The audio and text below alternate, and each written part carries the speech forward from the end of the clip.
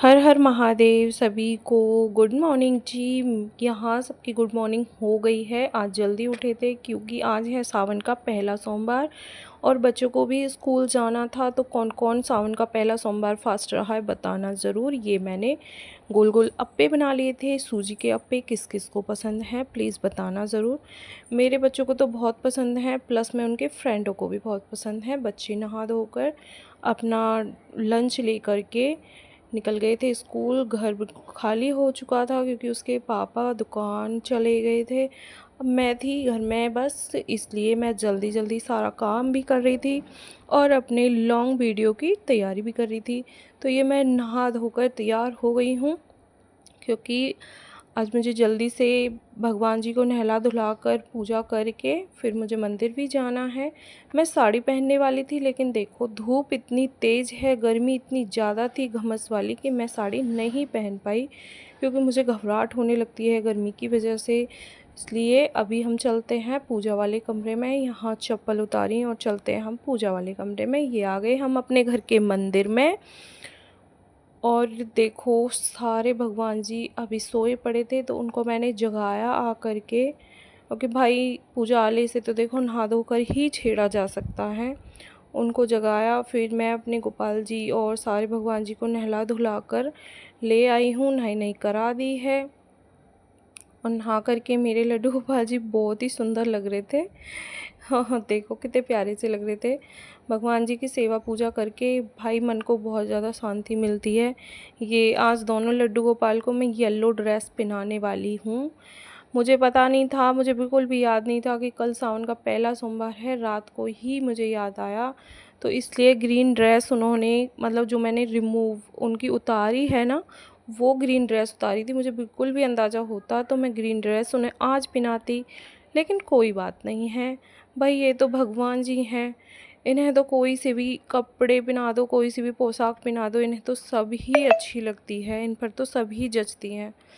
तो फिर मैंने छोटे वाले लाला को भी अपने कपड़े पहनाने स्टार्ट किए थे। छोटे वाले लाला तो सच में ही मतलब हाथ में लेते ही ऐसे लगता है कि किसी बच्चे की ही सेवा पूजा हो रही हो। मतलब बड़े वाले बड़े लाला लगते हैं, छोटे वाले सच में ही बहुत क्यूट से छोटे से बच्चे लगते हैं कि हाँ घर का कोई जैसे छोटा बच्चा हो। चलो कोई बात नहीं, अब हम उनका करते हैं स्टार्ट श्रृंगार। भाई बिना श्रृंगार के तो लाला अधूरे ही होते हैं।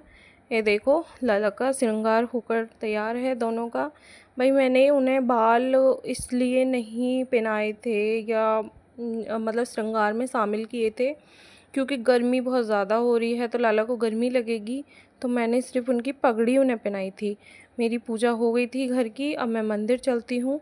फूल पत्ती इसलिए नहीं थी क्योंकि दुकान पे जो दूसरे वाले भैया रहते हैं मैं उनसे मंगा लेती हूँ, आज वो आए नहीं थे। ये हमारे पास का ही मंदिर है भोलेनाथ का।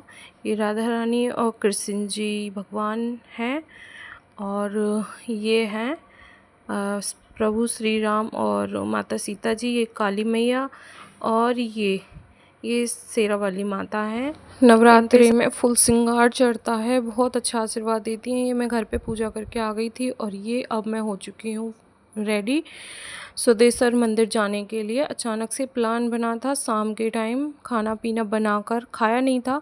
हाँ इन्होंने और बच्चों ने खा लिया था लेकिन मैंने नहीं खाया था क्योंकि मुझे पहले दर्शन करने थे भोले बाबा के और सभी के।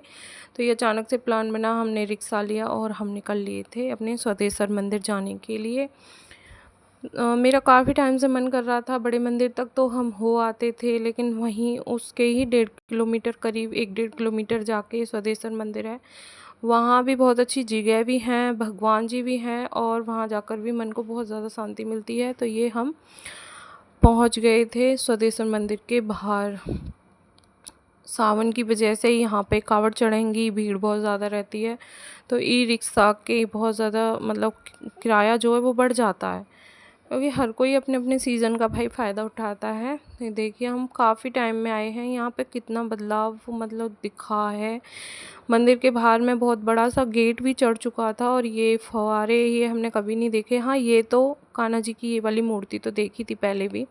तो ये हम मंदिर में अंदर हम प्रवेश कर चुके थे और यहाँ फूल पत्तियों से भोलेनाथ की हमने पूजा की, खूब अच्छे से दर्शन किए, खूब अच्छे से पूजा की, खूब उनकी सेवा की और फिर ये छोटे-छोटे सभी देवी-देवताओं से हम मतलब मिले, उनसे बातें की, उनसे उनकी पूजा पाठ की, जो भी करना था।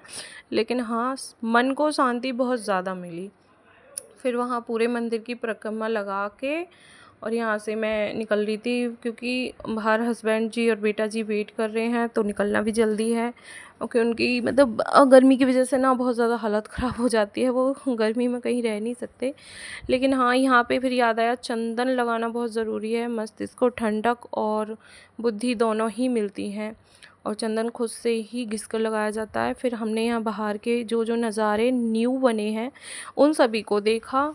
और यहाँ पर ये बच्चे बहुत सारा एंजॉय कर रहे थे। देखो बेटा जी ने दिखाया, पापा यहाँ पे मछली है। हमें तो पहले से ही पता है, क्योंकि ये जो कुंड है ना, यहाँ पे मछली बहुत सारी रहती हैं, लेकिन इस कुंड के बारे में बताया जाता है इस कुंड की गहराई को कोई आज तक नाप नहीं सका है, क्योंकि ये कुंड बहुत ज़्यादा गहरा है, मतलब इसमें जाना वर्जित है। लेकिन हाँ, यहाँ पे मछलियों को दाना खिलाया जाता है, तो हमने मछलियाँ देखी, बहुत सारा ये सब कुछ यहाँ एंजॉय किया और बच्चों ने फ़ोटो खिंचाए दोनों ने। और फिर हम घर के लिए निकल लिए थे। गर्मी बहुत ज़्यादा थी, लेकिन हाँ फिर भी हमने थोड़ा सा वहाँ पे टाइम स्पेंड किया और फिर घर आ गए थे।